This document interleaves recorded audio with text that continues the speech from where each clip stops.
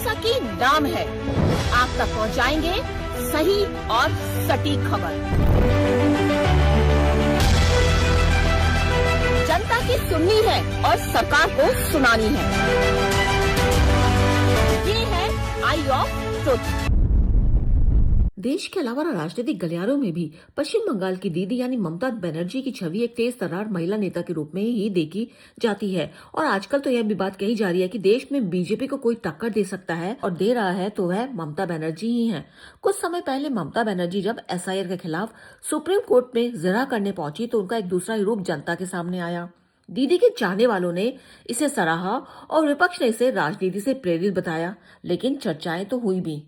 खैर, इन सब के बीच दीदी को लेकर एक और चर्चा जोर पकड़ रही है और उसके कारण दीदी अचानक ही सुर्खियों में आ गई हैं। जी हाँ, और हैरानी की बात यह है कि बंगाल के लोग या दीदी की पार्टी के नेता नहीं कर रहे हैं ये सब बातें।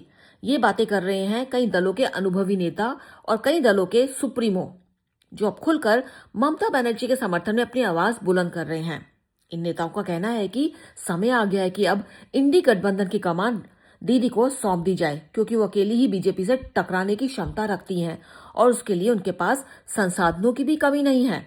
आपको बता दें कि अभी पिछले कुछ दिनों पहले ही शिवसेना के प्रमुख उद्धव ठाकरे ने कहा था कि इंडी गठबंधन की जिम्मेदारी ममता बनर्जी को संभाल लेनी चाहिए। वैसे उन्होंने तमिलनाडु के मुख्यमंत्री स्टालिन का भी जिक्र किया था।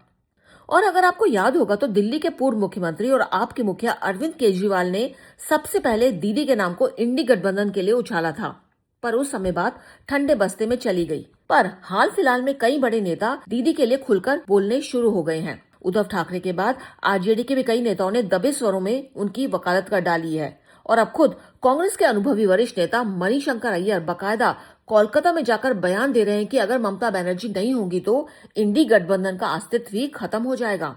उन्होंने खुलकर कहा कि दीदी को इसे संभालना चाहिए। गजब बात तो यह हुई कि कांग्रेस के इस वरिष्ठ नेता ने इंडी गठबंधन को संभालने के लिए कई क्षेत्रीय नेताओं के नाम गिनवा दिए, जिनमें एमके स्टालिन, अखिलेश यादव, तेजस्वी यादव के नाम भी शामिल थे। पर भूले से भी उन्होंने राहुल का नाम नहीं लिया। मतलब साफ है कि कांग्रेस के अंदर ही कई वरिष्ठ नेता, जिनमें पहले कपिल सिब्बल, गुलाम नबी आजाद तो पहले से ही राहुल को इस पद के लिए नकार चुके थे, अब मणिशंकर अय्यर भी उन्हीं नेताओं की लिस्ट में शामिल हो चुके हैं।